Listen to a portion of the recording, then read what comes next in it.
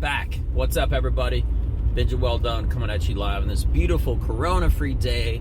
Today is Friday, July the 31st at 5:25 in the morning. How are you doing? So, as you can see, wearing my gi on my way to the jiu-jitsu, and it's going to be a beautiful day today. You might have seen, if you follow me on Instagram, I've been doing a push-up challenge. It's called the 22Push-up challenge because apparently every single day 22 combat veterans commit suicide, kill themselves, which is awful. Bluetooth disconnected. That wasn't planned, but doesn't matter because we're driving forward with the mission. So 22 combat veterans kill themselves every single day. That's 22 warriors that gave everything they could, and for one reason or another don't feel like they can really handle it.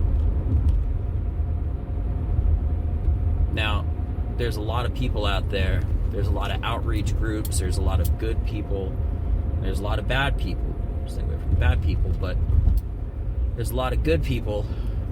If you're feeling that way, you can always reach out and talk to. The problem is, most people, if you're a combat veteran, unless you get some specific help with someone who maybe has that kind of experience, is going to be a lot less inclined to have an idea of what you're talking about. The reason why? Soldiers live a different kind of life. I'm an Army vet. I know from experience. As a soldier, you know, a lot of people throw around the term, oh, I'm a soldier, you know, because I'm great at basketball or some crap like that, or I'm a soldier, I'm hardcore. Being a soldier is being disciplined, it's being ready, it's being ready to execute. And there's a whole ethos, a whole criteria between actually being a soldier and calling yourself a soldier. Now, I'm not trying to digress too much, but what I am saying is that if you think talking to anybody is good if you're having these kind of thoughts, right? But talking to someone that actually is in the veterans field, okay, if it's their job and they work with veterans, if they're a veteran themselves, the closer you can bring it to home, the better. Because nobody really knows what it's like, aside from veterans, to have someone's life being taken by someone that was not a personal enemy, that was an enemy combatant. There's a big difference between being killed in the streets with gang violence, killed in a special operations mission, in some sort of a mission that you actually carry a flag representing your country. These aren't gang colors, these are American colors. You know, I'm not necessarily a political guy. However, with that being mentioned, freedom of speech constantly being attacked. I'm going to say this. You know, the people that I served with that were black in the Army, they refer to themselves as American. Okay? And there's this guy, this is old school, but I'm just dropping knowledge real quick. There's this guy, Jesse Jackson, right? He basically came up with the term, a separatist term to separate black people from America, called African American. Okay. Now, you can say or do whatever, think whatever what you want, but in my opinion, whenever you call yourself, and this is basically what my friends in the Army would say, and I completely support them. My black Army brethren, they would basically tell me, and I agree with them 100%, that the term African American, and not just African American, Italian American, Jewish American, Lebanese American, anything that has a hyphen, that has a dash, represents a separation. And that's a divisive term.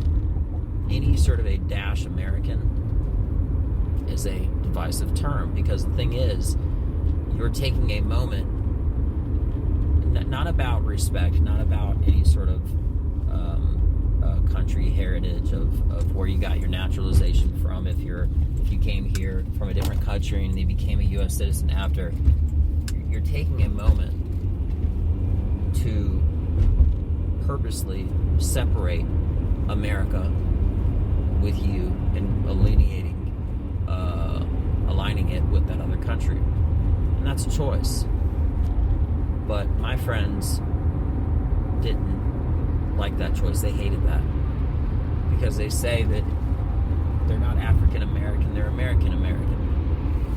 Interestingly enough, that's actually a very taboo thing to say. And the reason why, Morgan Freeman, he said it. There's a lot of people that believe it's very divisive, and honestly, I agree. I do. And it has nothing to do about African American. It has to do with anything dash American. It's completely irrelevant if it's African. It doesn't matter, because the commonality of everybody having that flag on their shoulder, the people that have served our country are proud. They're proud to wear that flag. And the only color that you really care about, in the Army, is green. Anybody that is racist and has negative, the term racism actually means, I'm paraphrasing, but believing based off of a race, there is a superior or inferior element, meaning you're better than or not good as. Would it be racist if I said that I truly believe that black people are the most athletic people in the world? Yes. That's a compliment. It's a weird thing. I used to have an old joke I used to say, which is it racist if you're giving someone a compliment? Like Asians are typically really good at math. That's racist. It is. But the truth is, that's because Asian countries place an emphasis on their mathematics skills. There's a reason why all those countries are far more developed in their engineering, because they put a strong emphasis on the sciences. Right? So, but again, that's not an inferior thing. I'm actually giving a superior compliment. But when somebody says they're better than somebody because, see, now it's an superior complex. I'm digressing. But my point is that first off, I'm glad to be done doing the challenge. It has nothing to do about uploading it, but I don't really take attention for other purposes and other causes and aim it to myself. That's exactly what I'm doing right now, but I'm doing it with a purpose. This country is in a philosophical civil war between calling people the right pronouns, speech police, cancel culture, racism, fake racism, anti-racism, prejudice. We've got a pandemic.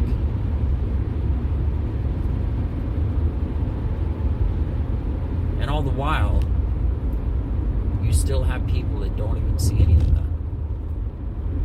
because they're protecting all these people that want to complain, all these people that want to protest the correct way, all these people that are protesting the wrong way. It's not protest. If you're a criminal and you're doing an act of crime during a protest, you're no longer protest. Okay? You're a criminal. There's a lot of great people out there that have been victimized,